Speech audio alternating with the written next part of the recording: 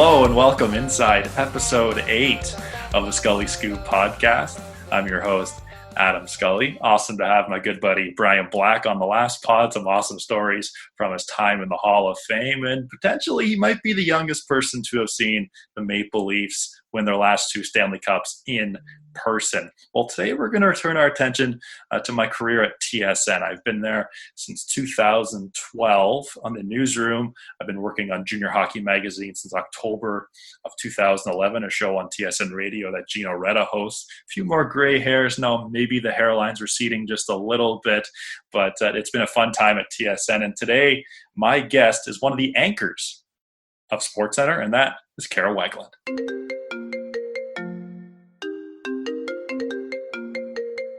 And we're pleased to welcome in Sportscentre anchor Kara Wagland to the Scully Scoop podcast. Kara, how are you today? I'm doing really well. How are you doing? I am doing okay. The weather's getting a little better. This is going to be released Friday this week, so hopefully we've turned the corner weather-wise. Hopefully we're playing golf sometime soon. We're going to get into your golf game a little later in this interview, but overall, how has life and COVID been for you? It hasn't been too bad. I think like everyone else, you hit a wall certain days where you're like, okay, I just really need normal life to come back. Yeah. But bigger picture, I'm really healthy. Everyone in my household is healthy. We're all still working and doing our thing. So, there's a lot of positives to be thankful for, but I certainly have those days where I'm like, okay, I'm ready to either get out on the golf course or go back to work in the studio or just get out of the house and do something. See other people.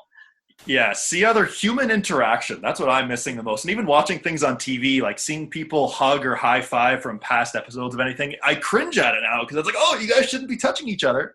This is the thing I keep thinking of is when we do go back to work and we're allowed to go back into, like, say, the Sportscentre newsroom, are we going to be able to, like, hug people to say hello? Is it going to be, like, air high fives? Like, I don't know what the new protocol would be. Like, I feel like talking to different people, certain things I feel like are going to change as a result of this. And the old way of shaking someone's hand when you first see them, we just might not see that anymore. That might be done with. It's wild, even to think golf, people shake hands after every round they play. But the one good thing that's coming out of this that I've said before is that we're now going to avoid the most awkward interaction in sports, the player caddy celebration where they go for the high five and miss each other. I don't think we're going to see that anymore. It's true. It's going to be very interesting to see how this all changes. I think that a lot of the team sports, we won't see a whole lot of differences. Like, you'll still see the celebrations and the things that they've done in the past. But I think you're right, in sports like golf, different things like that, it's going to be interesting. There's going to be some, especially until we get a vaccine and things get completely under control. Yeah, it's certainly wild. But one thing a lot of people have been doing during this time off is Netflix, Crave. What's been the favorite thing you've seen on any of those? So I was new to Schitt's Creek. I had never seen it before. And a friend of mine, we were doing a driveway pass by, and we were talking about what we were watching on Netflix, and she suggested it. So one night we decided to give it a go, and it was so funny because the first couple seasons we were like, I don't know if I like it or not yet, but we liked it enough to keep going, and then we just crushed all 6 seasons. There were moments, especially in season 5. Have you watched Schitt's Creek? I have not, no. Oh, I've heard great things. Okay. It's lovely. Like, even if you don't laugh out loud for the first few seasons, it's such a fun, short little show. It's just so uplifting and upbeat that it's just nice to watch. And then I feel like they really hit their stride in season 5 and 6. And there were moments, there's a baseball episode in season 5 that I don't remember having laughed this hard at a TV show in a very long time. It was just awesome. So I would highly recommend giving it a go. That's been a fun one. And I discovered Outer Banks. Have you watched Outer Banks? I haven't seen that one either, no. It is number 1 on Netflix right now in US and Canada. It's so good. It's like the Goonies. Some people say it's kind of like the OC, but I don't think it's that cheesy. I like the Goonies comparison. And it's like treasure hunting. It's these teenagers who live in South Carolina, but it's a little edgier. And it's cool. I crushed the entire first season in like 3 days. That's interesting. Going back to Schitt's Creek, I'm a big Eugene Levy fan from American Pie, so I would definitely watch that. I've watched Too Hot to Handle in about 2 sittings. That's just really dumb TV, but really addicting. I'm a fan of The Bachelor. Like, I'm one of those. I've watched Bachelor Listen to Your Heart every Monday. I don't know if the TV is just really bad, but there's been nothing else to watch, but I've been thoroughly entertained by that. I feel like our bar has been lowered because we just need things to watch right now. So I watched an episode of Too Hot to Handle and I was kind of like, I don't know if I can do this. I haven't watched another one. So Lindsay Hamilton is a big Bachelor fan. Yes. So the last season, Peter Weber season. Yep. She's like, watch it and we'll have something to talk about when we're doing the 1 a.m. because we're up there just like, you know, hanging out most of the time in between commercial breaks. So I watched it. And of course, like, it's the worst season of The Bachelor, I'm being told, in the history of the franchise. And every time I would go in, I'm like, I'm not watching anymore. And she's like, no, keep going. Like, it gets better, it gets better. I'm like, I can't do it. Like, this guy's awful. So I don't know I keep hearing how great The Bachelor is, but my one experience that was not good. Yeah. This Although past season. I'm very invested in Tyler and Hannah for some reason. Because I didn't even watch that season, but because of all the social media coverage that they've gotten, I figured out like kind of the backstory. And I don't know why, but I just really am invested in these two people being together. Yeah, I'm with you there. I mean, Bachelor in Paradise is the best one. Last season got a little too scripted, I think, because people are now messaging on social media beforehand and things are getting a little too close that way. But I've spoken to Lindsay, too, about The Bachelor. And, this past season was just okay. But another thing people have been watching. Bachelor in Paradise. Yeah, Bachelor. So Bachelor in Paradise is all the Bachelor rejects. So those who get sent home early. And they go onto an island for 2 or 3 weeks. No, I think it's actually like 13 days. And some leave engaged, which makes a lot of sense. Oh, wow. And, yeah, which is a little bold. But, it's pretty funny. It's typically it starts around the August long weekend. Obviously, that won't be the case this year because of what's going on. But whenever it comes back, I don't think it's on Netflix. No, it's definitely not on Netflix. It might be on Rogers On Demand, that sort of platform. I'll keep an eye out for it. You keep an eye out for that. I would definitely recommend. But another thing people should be tuning into is Wag's Kitchen. My cooking skills have developed a little bit. I'm not outstanding. I'm not bad. I'm sort of right in the middle. But what's been the most favorite thing that you've put together in Wag's Kitchen during this time off? During the quarantine? Oh my gosh. Well, I made my son's 3rd birthday cake, and that turned into like a bit of a spectacle, like a 3-tiered drip cake I had 1 tier completely covered in sprinkles. And I decided because I said to him, like, okay, Jake, what do you want for your birthday? And what kind of cake do you want? And all he said was, I want sprinkles, as many sprinkles. Like, I just want all the sprinkles. So I like rolled 1 tier in sprinkles. I cut out the middle of the cake and like stuffed it with sprinkles. So when you cut into it, sprinkles poured out of the cake. Like, this thing was ridiculous. There's 3 of us that live here. We could never eat this cake in like a month and a half. So that was a bit of an undertaking, but it turned out pretty well. And my most recent thing that I've decided to undertake is, have you seen all of these companies and restaurants are releasing their famous recipes? Yes. So like Canada's Wonderland released their funnel cake recipe. And the other day I made Cheesecake Factory released their Cinnabon pancake recipe. So I made those the other day. So I've decided I'm going to go through and try a bunch of these recipes. So tomorrow, Jake and I are going to make the DoubleTree Hotel chocolate chip cookies, which I don't know if you've ever had them, are unbelievable. They're the best chocolate chip cookies you'll ever have. I feel like we might have to put this podcast on hold so I can go eat for 3 hours and then come back. This is making me very hungry. I do intermittent fasting, so this is almost out of my window, and I'm getting a little hungry now. But I can't wait to see the next one. I can't wait to see the next one. But I guess whatever it takes for people to avoid the quarantine 15 or whatever it takes. But the Wag's Kitchen looks delicious every time 15. I see it on Instagram. Oh, thank you. The quarantine 15 is real though, because as you know, my typical strategy is I bake something. I'll have like 1 piece or a bite. My family will try it here, but then I bring it into work and give it to all the guys and girls in the newsroom. Well, I can't do that right now. So it's just hanging around the house and we're eating more of it. It's not, I've actually started doing porch drop-offs because I live in Whitby. Okay. So we did like Easter cookies at Easter time. I did these sugar cookies. So all the extra, I had like 45 cookies. I did not need all these cookies. So we packaged them up and we literally drove around and just dropped them off on people's porches that we know. But now I'm starting to think I'm just going to randomly drop food off on people's porches and see what happens. I think I might have to make an unannounced drop by at some point here and just get all the cookies and all the sweets. But no, move with me and I'll find your porch. Yeah, perfect. We're in conversation here with Sportscentre anchor Kara Wagland. Let's talk about some sports. Sure. So sports are slowly coming back. The UFC this past weekend. We got some golf coming up over the next 2 weekends, which I know we're both very excited about. Yes. But a big theme that's going to be happening, no fans. how strange do you think that's going to be, whether you're watching golf or watching a hockey game or basketball or baseball without any fans?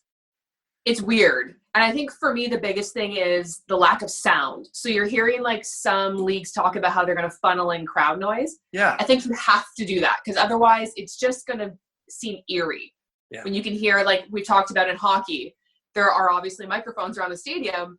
All of a sudden that's going to pick up what every single player is saying. And the players obviously don't want that to happen. So I think they're going to have to find a way to funnel in some crowd noise to kind of deaden that audio. And it was interesting to see at UFC 249, a lot of the fighters were saying because there was no crowd noise, they could hear what the commentators were criticizing their fights, and they were adjusting mid-fight based on their critiques, and that's how some of them felt they won their matches. So I found that really interesting. So I think we're going to see more things like that. I don't know that I'm on board with the cutout fans like they have in the South Korean baseball league. That's weird. That looks a little weird to me. I'm good with the fake crowd noise, but I think I draw the line at the cutout people. Yeah, I'm really curious how it's all going to look out and on broadcast if they pump in fan noise. That'd be kind of cool. But like in golf, is someone going to fist pump and then, are they going to wave after making a birdie when there's no one there? I don't know. I don't know. It's weird. I don't know. When you win something and you're that excited, a natural emotion just takes over, and we'll see. But yeah, it will be. We saw a little bit of that at UFC. So I think that athletes will have fun with it. Like they'll play it up. Yeah, 100%. But it'll be interesting. Yeah, well, speaking of sports, Sportscentre has been back on the air now for the last 3 weeks to a month, I want to say, maybe a little longer. Yeah, a little over a month. We were off for 2 weeks, and then we were right back at it. Is that all it was? Wow, it seems like forever. Yeah. Okay, so we were off for 2 weeks, and now everyone's been doing Sportscentre from their home, from their living room, and the shows, it's unbelievable what technology does, how we're getting these shows to air. But for you personally, what's it been like hosting shows from your living room? It's crazy. It has taken over my basement. This is actually my set behind me. Okay. And it's just, so I have a Sportscentre setup, but then I also have a Quibi setup, which is this new app that we're doing. Because I'm the backup Quibi person to Lindsay Hamilton and Kayla Gray. And the Quibi setup is like, I have like 5 full studio lights with a camera. The Sportscentre setup is fairly minimal, but the Quibi setup takes up a lot of room. So it's taken up about half of my basement. We try not to move anything around so that I don't have to fix anything.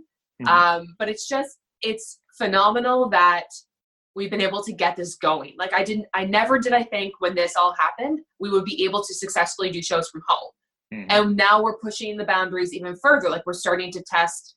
When I did Sportscentre last Sunday, we actually did the highlight packs live, which we hadn't done in the past. We had voiced them ahead of time. So now we're doing like the NASCAR packs live. Mm-hmm. So we're starting to push the boundaries a little more and things like that. And I mean, I wouldn't be surprised if we saw live shows at some point soon from people's homes, which you think about all the things that could go wrong with like Wi-Fi dropping and things like that. But man, it's unbelievable. Like we have such a cool crew and group of people working behind the scenes at TSN that got us all up and going so quickly.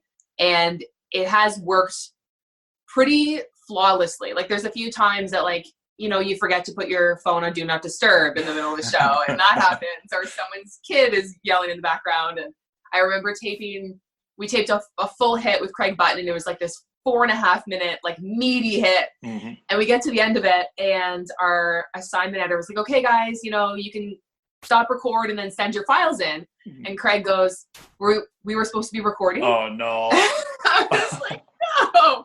But those are the kind of things that happen. Like everyone's learning this for the first time, and we're all doing the best we can. And those little glitches happen. I mean, we work with amazing people, so you never mind rolling with it. You just keep going. But it's been fun. Like it's been cool.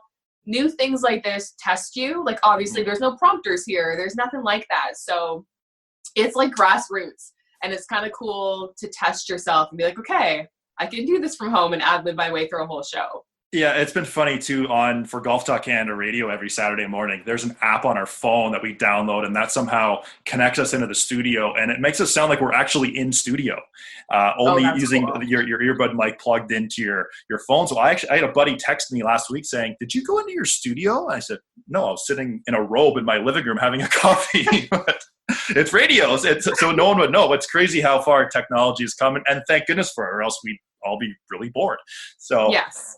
Yeah, it's And been thank amazing. goodness all the shots are like this, because I don't think I've taken stretchy pants off in about a month and a half. So even when Sportscentre is on, it's like business on top and Lululemon on the bottom, and I'm very happy about it. Yeah, I've got a pair of Hawaiian shorts that I wear almost every day, and now it's getting warmer. It'll actually make a lot of sense to wear those, but it's been cold. Anyway, so you've been on the air at TSN now for how long, Kara? I'm really bad with dates. I want to say 7 2014? years. Yeah. Oh, I think it'll be 7 years this summer, okay. which is crazy because I feel like it's just flown by. Because I was on the row behind the scenes for 3 years, and then on camera, and I think it's coming up on 7 years. Because I remember my first day on the row would have been March or April of 2012. And you're one of the first people sitting beside me. I did a 20-second curling pack, and I'd actually followed curling during my life, so I was pretty excited about it. But you were always very, very nice to me. And so let's talk about your journey to TSN. How did you get to where you are right now as an anchor on TSN? I did a lot of volunteering, a lot of working for free. I actually did my undergrad in criminal justice and thought for years I was going to be a lawyer, and then graduated and decided that was not for me.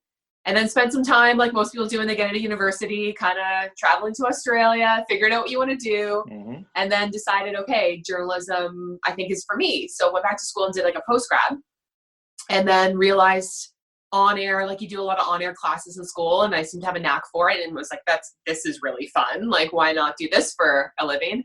And then when they said you can do sports, I was like, cool, that's awesome. So then it just became like internships, and you know the grind. Like you find where you can volunteer, especially when you want to be on air.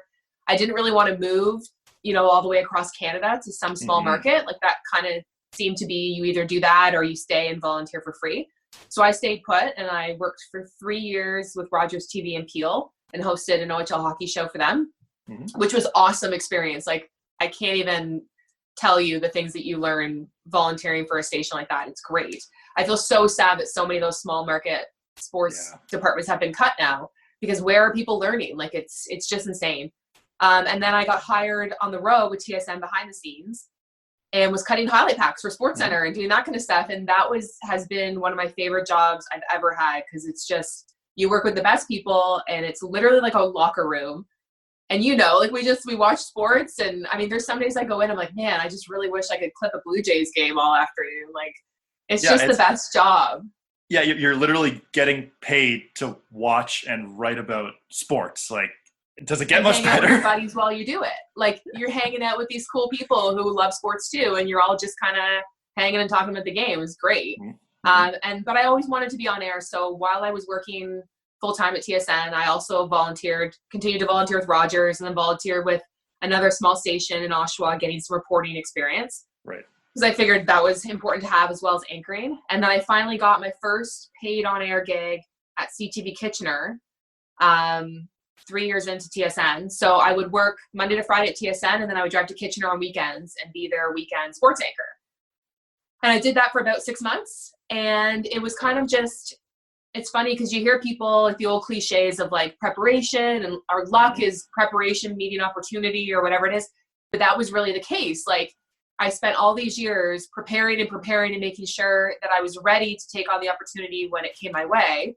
And then when I felt like I was finally ready, it was the luck of the same time TSN expanded to 5 feeds, and they got this budget to hire new anchors. So I got contracted to host Wimbledon. And that was the first thing I ever did on air for TSN. And that lasted 2 weeks. And then actually I only did the back end of that. So I did 1 week of that. And then I did a bunch of auditions and got hired to do Sportscentre in August. So literally went from like 1 week I was cutting highlight packs on the row, and then got the job. And the next week I was hosting Sportscentre, and it was wild, but it was so nice. I can't even imagine the anxiety and the nerves of your first full-time national on-air job, walking into a newsroom that you don't know anyone. Like I was so lucky to be going back into the newsroom that I'd worked in for 3 years, and I knew everyone, and I was comfortable, and I knew how the show worked. And it was like the easiest transition for me. I was really, really lucky that way. It's things like the programs we use in the newsroom. It's things that you're just comfortable playing, the PRX player that we use to show highlights and stuff. It's the fact that you're comfortable using that. It makes your job or transition so much easier to be on the air, right? Oh yeah, I remember there was one day I was in during the day hosting the 6 p.m. edition of Sportscentre, and it was a slow day. I was a little bored, and they needed someone to cut the highlight of the night, and or no, not the highlight of the night. What was it? The hook or something? It was one of these worst play of the day or something, and I was like, I can cut it. I've done it. So I went south the netter and cut it, did the cut sheet, and handed it in, and I was like, sure, why not? Let's do this because you know how already, and why not? Yeah, it's funny. It's funny how timing works too. So the first time I actually got to host 60 minutes of television on TSN came right around when quarantine and COVID was really hitting, because both of our Golf Talk Canada hosts, Mark Sakino and Bob Weeks, weren't allowed to come into the studio because they spent the previous weekend in Florida. Yeah. So they were in their living rooms and I was the only guy in studio. So it's just funny how timing works for you, right? The opportunity presents itself in strange ways, and you just have to make sure you're ready to seize it when it comes up. Yeah, just cool. a lot of makeup on my ugly mug, and we'll I love the first time guys have to wear makeup on camera. It's always so funny. Oh yeah. I definitely lather up some of the darker tone stuff too, so I can have a bit of a mystic tan going. That's all you can do, exactly. So you've been at TSN now for 7 years or so. What would you say is your favorite interview thus far at TSN? Oh man. I don't even remember all the interviews I've done. I was really lucky hosting the 5 p.m. Sportscentre. I got to do a lot of really cool interviews. My favorites were the ones where, like, I mean, you interview some big names, but they're not always open to having a really good conversation. So it doesn't become the best interview. So my favorites were the ones, like, I remember Ray Lewis was really cool because he was just up for everything. And I remember trying to get him to do his dance that he did when he came out on the field. And he turned it around on me and made me do it. And what are you going to do when you're taping an interview? Like, of course you're going to do it. But the people that were the most present and just open to whatever you wanted to throw at them, Mark Messier still stands as one of my favorites. I was so pleasantly surprised how unbelievably warm and down to earth he is. And he's just like one of the nicest people I've ever met. Like, just so warm. I made him do this stupid Lay's chip gig. Like, stupid. I thought it would be so funny. I'm like, do this Lay's chip thing with me. You did all the commercials, and he was up for it. Like, he was so cool about everything. He was awesome. He's definitely been one of my favorites. But I don't even know. Dana White's always great. I have a lot of times with Dana. He gives you, like, if you ask him a question, you ask it in the right way. He's someone that he's willing to have the conversation with you if you're willing to have it in a respectful way. And so I have all the time in the world for Dana. But I've been really lucky. I've had some cool ones that have been. Ice Cube was probably, that was a weird one. I was like, I'm interviewing who today? I'm sorry. Yeah. But yeah, that was cool. I was really lucky. I had some really cool ones. So you've had some really cool interviews, Ice Cube, Ray Lewis, Dana White. But what's on the bucket list for you? What's a bucket list athlete that you would love to interview? Oh, man. I mean, watching The Last Dance doc, I think MJ would be top of the list right now. He might be the one that I might actually be nervous to interview. Like, I could see myself sitting there kind of shaking a little bit, trying to play it cool. He would be at the top of the list.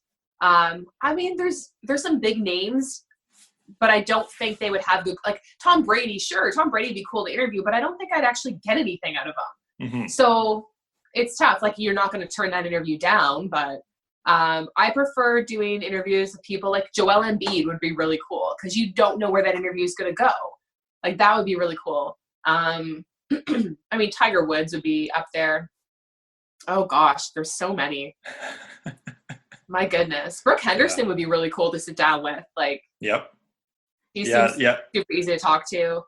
Yeah, there's so many people that you just love to, or athletes you'd love to speak to and just learn about what they're like off the field, off the ice. And sort of, I interviewed Milan Lucic for this podcast a couple of weeks ago, and I talked to him about nutrition and working out for 5 minutes. And it was eye-opening to me, just how much, careers evolve, things change, athletes try different things. And I try to implement for that to myself in my own studies as well. Well, that's the great thing about when you develop a good rapport with an athlete when you sit down with them.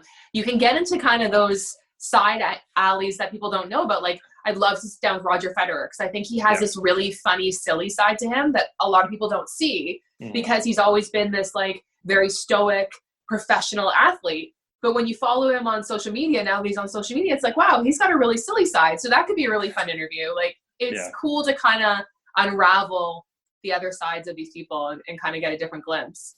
Yeah, that's for sure. Okay, you mentioned working with Lindsay Hamilton on the 1 a.m. Sportscentre. I know there's one night in particular last July. It's about 1:55 a.m. where you're wrapping up, ready to head home and hopefully go to sleep in the next hour or so. And then bang, Kawhi Leonard news breaks. Tell us about that wild. Yeah, that was a Friday night. So we would have been off for the weekend.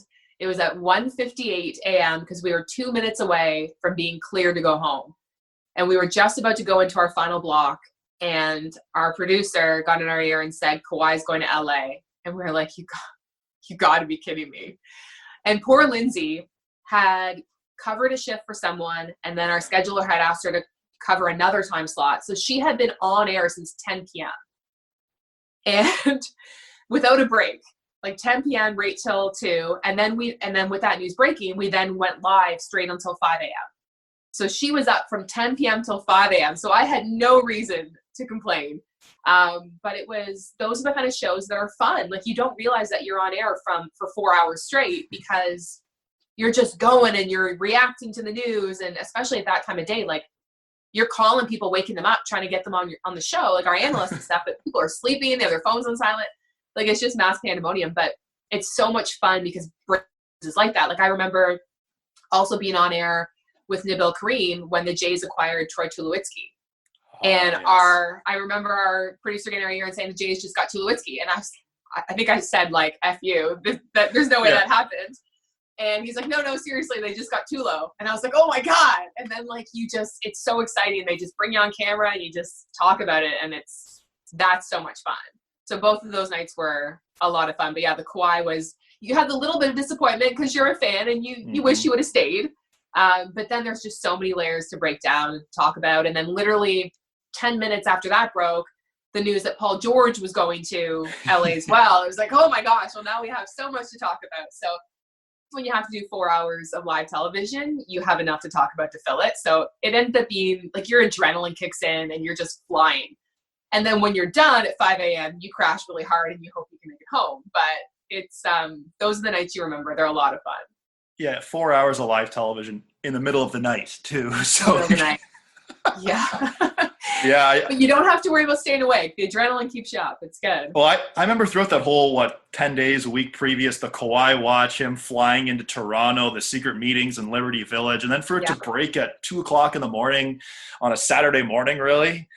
For it to happen that way, it's just it's wild how it's gone. Hopefully we get back to playing sports here and we can see if Kawhi can lead the Clippers to a championship or the Raptors can get in their way. A couple more fun questions before we go. Your golf game. Yes. I know you're relatively new into golf, but how have you enjoyed it so far? Very frustrated golfer, yes. And loving it. How'd you get into it? I love it. I've played a handful of rounds throughout my life, kind of just with borrowed clubs every now and then, kind of hitting the driving range more than anything. And then a couple of years ago, I played a couple rounds because everyone at TSN is so into golf. And when you're working at night, it's this great way to fill your day. And then last summer was, I'd say the first summer, I was like, okay, you know what? I actually want to see if I can get better at this and not embarrass myself. So I went and got fitted for clubs and got a full set and decided I'm going to try and get out at least once a week. And from May right until almost October, I think was the last time I golfed, I got out at least once every week. And you can definitely see your game get better. I took some lessons, hit the range. Like, I found I had to do something twice a week in order to kind of see things getting better. And it's, it's such a fickle game. Just when you have a really good round and you're like, oh, okay, so I finally figured it out.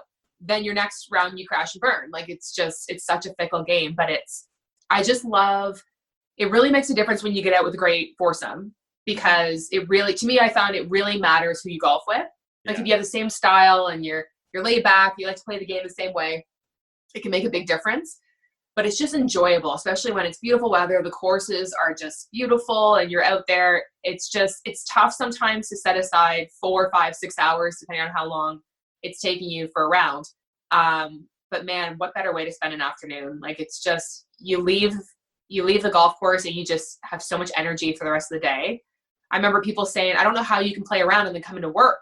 I'm like, I have so much energy afterwards. Like, I'm looking forward to going to work. Like, it's just, it's so good for your mental health. Like, I'm excited for courses to open back up in Ontario when they deem it safe. because I think it'll help a lot of people who are struggling right now just to be able to get out into the fresh air and do something active.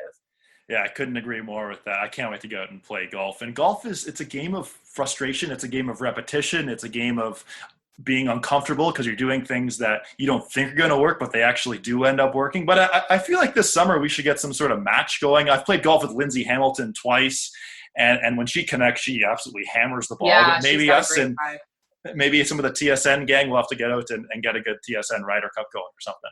Give me like a month or so of getting back into the group because I haven't touched the club in a while. I'm that person who always said, I'm going to go to the driving range over the winter. I'm going to keep going, and I haven't gone once. So I definitely need to get back into the swing of things and get warmed up. But yeah, it actually worked out really well because Lindsay kind of picked up the game around the same time I did. Yeah. So we were kind of around the same skill level, and you know, you don't have to feel embarrassed golfing with someone else who's new, and we had the same schedule, so it worked out. We golfed a lot together last summer, but yeah, we'll definitely have to put together. I went out with Bob Weeks once last summer, and I think I might have golfed the worst round of my life because I was so nervous. I was out with him and Lindsay and Dave Poulin. Yeah. And you get so, like, I don't know, maybe it's just like I always have this chip on my shoulder being a female playing sports. I expect men to think I'm terrible. And so you want to prove them wrong. And then I get uber competitive, and it's just like I end up shooting myself in the foot. And it took me like 12 holes to warm up and actually start hitting some good shots. But I remember it being like so embarrassing. And I'm like, Bob, don't even look at me. This is so terrible. But you're having fun. Like, nobody cares. That's what I mean when I say, like, getting out with the right people. Mm-hmm. People don't care how you're golfing. They care about how they're doing. So just relax and enjoy it. But yeah, it's great that so many people around TSN are all into it because then there's never a shortage of people to play with. It's great. Mm-hmm. It's also great, too, that there's a driving range literally across the street from TSN. I actually, for the first time in about 5 years, took lessons this winter. I almost rebuilt my swing this winter. So I've never been so excited to play golf. And then obviously everything happened here. But my swing is revamped. I feel like I'm hitting it farther and straighter than I ever have in my life. So hopefully that's scary because you already hit it very far. So that makes me really scared. It's funny. It's funny what video does watching a golf lesson and learning so much. Okay, before I let you go, Kara, we got some fun questions I've asked some other guests, and we'll bring it back to the TSN newsroom. So if you had to quarantine with one TSN anchor, let's say for 2 weeks, you got to quarantine together, who would it be? These are going to get me in trouble. I'd probably quarantine with Tessa because there would never be a dull moment. Like, she is just so go, go, go. And she's so positive all the time. I feel like if you're in quarantine, you want to be around a positive person. And we're both into eating really good food. She'd make sure I stayed healthy, but she's up for anything. So it's always a fun time when you're with Tessa. And then on the other side of things, who's someone that, you know, you'll last like 10 minutes. You're like, okay, like this has to end. Person I wouldn't be able to quarantine with, probably Kate, only because she would make me work out every day, and I'm not into that right now. She would be kicking my ass to work out, and I don't think I'd be down for that. So that would last a couple of days, and that'd be it. Well, Kara, I really appreciate you joining us today on the Scully Scoop podcast. All the best you're going forward. Stay safe, and hopefully we'll see you soon. Thank you so much for having me. I appreciate it.